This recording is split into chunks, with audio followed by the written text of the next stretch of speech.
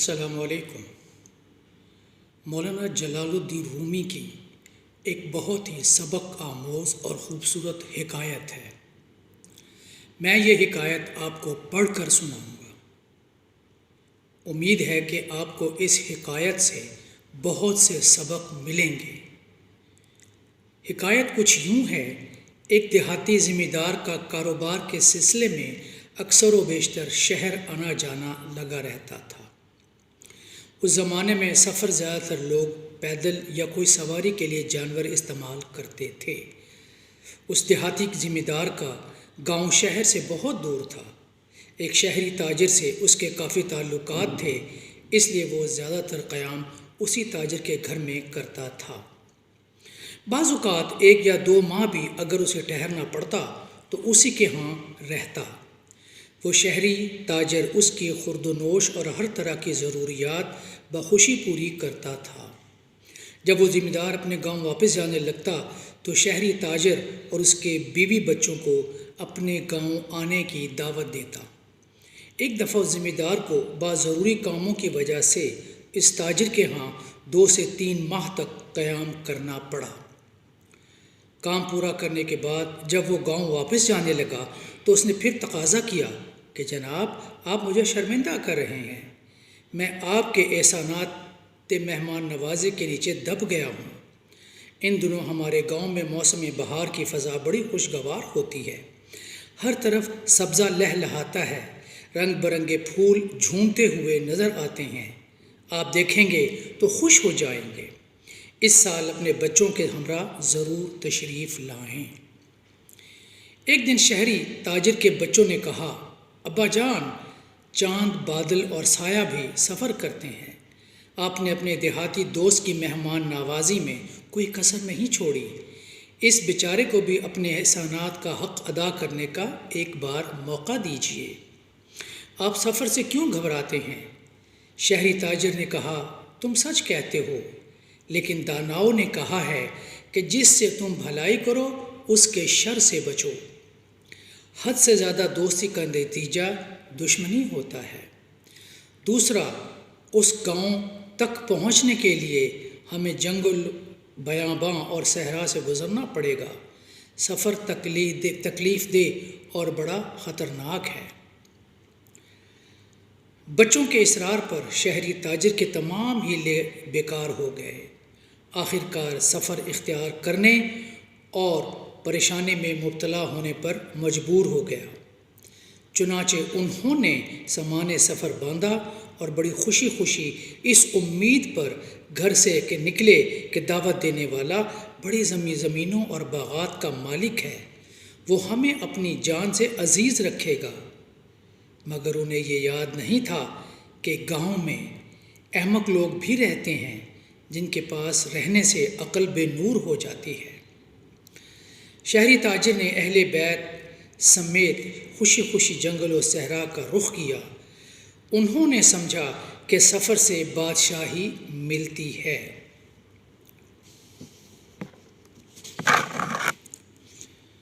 جب ان کے دل میں گاؤں کی پرفضا بہار بسی ہوئی تھی۔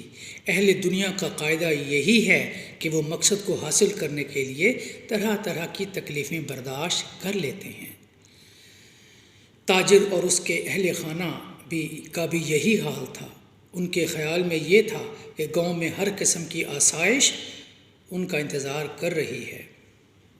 جب ان مسافروں کو اس ذمہ دار کا گھر سامنے نظر آیا تو وہ اسے اپنا گھر سمجھ کر اس کی طرف لپکے، مگر دروازہ بند پایا۔ اس پر شہری تاجر بڑا حیران ہوا، مگر یہ اس وقت غصے کا موقع نہ تھا، کیونکہ جب انسان کنویں میں گر پڑے تو وہاں سختی کام نہیں آتی۔ مگر انہوں نے جب اس دیہاتی کو ان کے آنے کی خبر ہوئی تو وہ روپوش ہو گیا، یعنی چھپ گیا۔ انہوں نے دروازے پر دستک دے کر اس ذمہ دار کو اپنے آنے کی خبر دی۔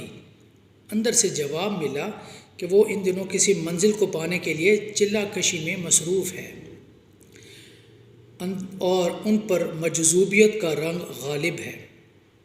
وہ بے سہارا قافلہ دروازے کے باہر ہی ٹھہر گیا۔ بچوں کی ساری تمنائیں اور خواہشیں بیکار گئیں۔ انہوں نے بڑی مشکل سے وہ رات دروازے کے باہر گزاری اور وہ آرام دہ بستر پر سونے والوں کے لیے وہ وقت بہت پریشان کن تھا۔ تیسرے دن تاجر کی اس دیہاتی پر نگاہ پڑی۔ سلام دعا کے بعد کہا، میں فلاں شخص ہوں جسے آپ نے سال ہر سال سے دعوت دے کر گاؤں آنے پر مجبور کیا۔ اس دیہاتی نے انہیں پہچاننے سے انکار کر دیا۔ دیہاتی نے کہا، بھائی میں تو دن رات اللہ کی یاد میں کھویا رہتا ہوں، مجھے اپنے وجود کی بھی خبر نہیں اور یہ بھی پتہ نہیں کہ میری ہستی کیا ہے۔ خدا کے سوا مجھے تو کسی بات کا ہوش ہی نہیں۔ شہری تاجر نے کہا، او بھائی، جس کے وہاں سے جو شخص پیٹ بھرے اس کی آنکھ شرماتی ہے اور سر نیچا ہو جاتا ہے۔ لیکن دیہاتی نے ان کی تمام باتیں سنی انسنی کر دیں۔ تیسری رات بھی انہوں نے تارے گنتے ہوئے باہر ہی گزاری۔ چوتھے دن موسم ابر آلود ہو گیا۔ شام کو آندھی چلنے لگی۔ سر چھپانے کے لیے جو انہوں نے ٹھکانہ بنایا ہوا تھا وہ اس سے بھی گئے۔ شہری تاجر کہنے لگا، شاید قیامت کا وقت آ گیا۔ اس نے پھر جا کر اس دیہاتی کی منت سماجت کی اور بہت رویا۔ بڑی مشکل سے اس کے ساتھ اس دیہاتی آدمی نے دروازہ کھولا۔ تاجر نے مجبور اور بے کس ہو کر کہا، میں اپنے تعلقات اور جملہ حقوق سے دستبردار ہوتا ہوں۔ ہم ایسی سختی کے عادی نہیں ہیں جو ہمیں یہاں دیکھنی پڑ رہی ہے۔ خدا کے واسطے ہمیں راہی مسافر سمجھ کر کوئی چھت والی جگہ دے دو۔ خدا تو آخرت میں تجھ کو اس کا بدلہ دے گا۔ اگر تجھے یہ منظور نہیں تو مجھے قتل کر ڈال، میں اپنا خون تجھے معاف کرتا ہوں۔ اس سردی کے موسم میں اب ان معصوم اور بے گناہ بچوں کی تکلیف مجھ سے دیکھی نہیں جاتی۔ دیہاتی میزبان نے کہا، ایک جگہ ہے میرے پاس اور وہ ہے چوکیدار کا ایک کمرہ۔ وہ رات کو تیر کمان لے کر ہمارے مال مویشیوں کی حفاظت کرتا ہے تاکہ کوئی جنگلی جانور نقصان نہ پہنچا سکے۔ چوکیدار والا کمرہ تم لے لو اور رات کو تیر و کمان لے کر اس کی جگہ ڈیوٹی دو۔ شہری تاجر نے کہا، اس وقت میں ایسی 100 خدمتیں کرنے کے لیے تیار ہوں۔ اگر جنگلی جانور کی بھنک بھی میرے کانوں میں پڑ گئی تو آواز پر تیر چلا کر اس کو ہلاک کر دوں گا۔ غرض اس وعدے پر وہ اپنے اہل و عیال کو باغبان کے کوٹھی میں لے گیا۔ کوٹھڑی بہت چھوٹی تھی اور بے انتہا مچھر اور پسوؤں کا گھر تھی۔ وہ بیچارے مصیبت میں پھنس گئے تھے۔ بہرحال شہری باؤ تیر و کمان لیے اپنے لیے فرض انجام بجا لانے کے لیے تیار ہو گیا۔ آدھی رات گزرنے پر اس نے محسوس کیا کہ بھیڑیا آ گھسا ہے۔ اس نے نشانہ جوڑ کر تیر چلایا اور وہ سیدھا نشانے پر جا کر لگا۔ حیوان زخمی ہو کر گر پڑا اور گرتے ہی اس کے منہ سے آواز نکلی، جسے سن کر دیہاتی فوراً باہر آیا اور زور زور سے دہائی دینے لگا، ارے ظالم، یہ کیا غضب کر دیا، تو نے میرا گدھا مار دیا۔ تاجر نے کہا، تم اچھی طرح جا کر دیکھ لو، اندھیری رات ہے، آندھی طوفان اور بارش میں تمہیں غلط فہمی ہوئی ہے۔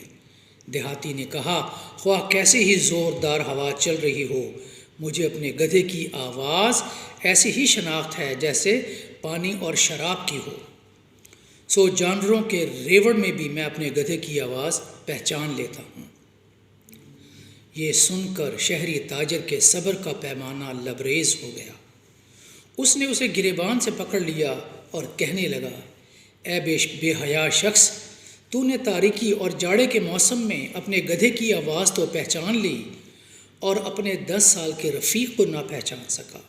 میری مروت اور احسان کو خاک میں ملا دیا اور بہانہ یہ کیا کہ میں فنا فی اللہ ہو گیا ہوں۔ مجھے تو دنیا و ما فیہا کی کوئی خبر نہیں، مگر آدھی رات کو آواز خر کی شناخت کر لی، اپنے آپ کو عاشق الہی ظاہر کیا، مگر یارانہ شیطان سے گانٹا۔ حضرت داؤد کے ہاتھ میں تو لوہا موم ہو جاتا تھا، تو موم کو لوہا بنا رہا ہے۔ تیرے جیسے بے وقوف چال باز اور احسان فراموش سے تو شیطان بھی پناہ مانگتا ہے۔ حق تعالیٰ مکاروں اور کمینوں کو اسی طرح رسوا فرماتا ہے۔ خواتین و حضرات، سوچئے گا اور غور کیجئے گا۔ امید ہے آپ کو یہ بہت پسند آئے گی۔